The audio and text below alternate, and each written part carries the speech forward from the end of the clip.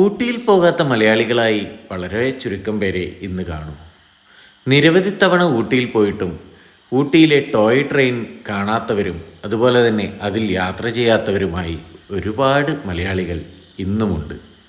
അവർക്ക് വേണ്ടിയാണ് ഊട്ടിയിൽ നിന്നും മേട്ടുപ്പാളയം വരെയുള്ള ടോയ് ട്രെയിനിൽ എങ്ങനെ യാത്ര ചെയ്യാം എന്ന എൻ്റെ ഇന്നത്തെ വീഡിയോ.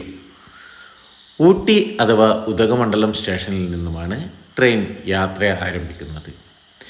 ഊട്ടി മുതൽ കൂനൂർ വരെ ഈ ട്രെയിനിൻ്റെ എൻജിൻ ഇതാണെങ്കിലും കൂനൂർ മുതൽ മേട്ടുപ്പാളയം വരെ ഈ ട്രെയിൻ യാത്ര ചെയ്യുന്നത് സ്റ്റീം എൻജിനിലാണ്. അതും ഒരു അനുഭവം തന്നെയാണ്.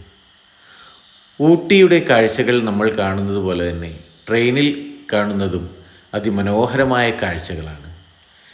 ട്രെയിനിൻ്റെ ഇരുവശങ്ങളിലുമായി കാണുന്ന താഴ്വാരങ്ങളും കുന്നിൻ ചെരുവുകളും മലകളും പിന്നെ അങ്ങ് ദൂരെ ഊട്ടി നഗരവും എല്ലാം കൂടിയ ഒരു അതിമനോഹര കാഴ്ചയാണ് ഈ ട്രെയിൻ യാത്ര നമുക്ക് ഒരുക്കിത്തരുന്നത്. ഊട്ടിയിൽ ഈ യാത്ര ചെയ്യുന്നതിന് നമുക്ക് ഒന്നുകിൽ മുൻകൂട്ടി റിസർവ് ചെയ്ത ടിക്കറ്റ് ഉപയോഗിക്കാം, അല്ലെങ്കിൽ ഡയറക്റ്റ് അതാത് സ്റ്റേഷനിൽ നിന്നും നമുക്ക് ടിക്കറ്റ് കിട്ടുന്നതാണ്. എന്നാലും നല്ല ആൾത്തിരക്കുള്ളത് കൊണ്ട് തന്നെ മുൻകൂട്ടി കൗണ്ടറിൽ എത്തിയാൽ മാത്രമേ നമുക്ക് ടിക്കറ്റ് ലഭ്യമാവുകയുള്ളൂ.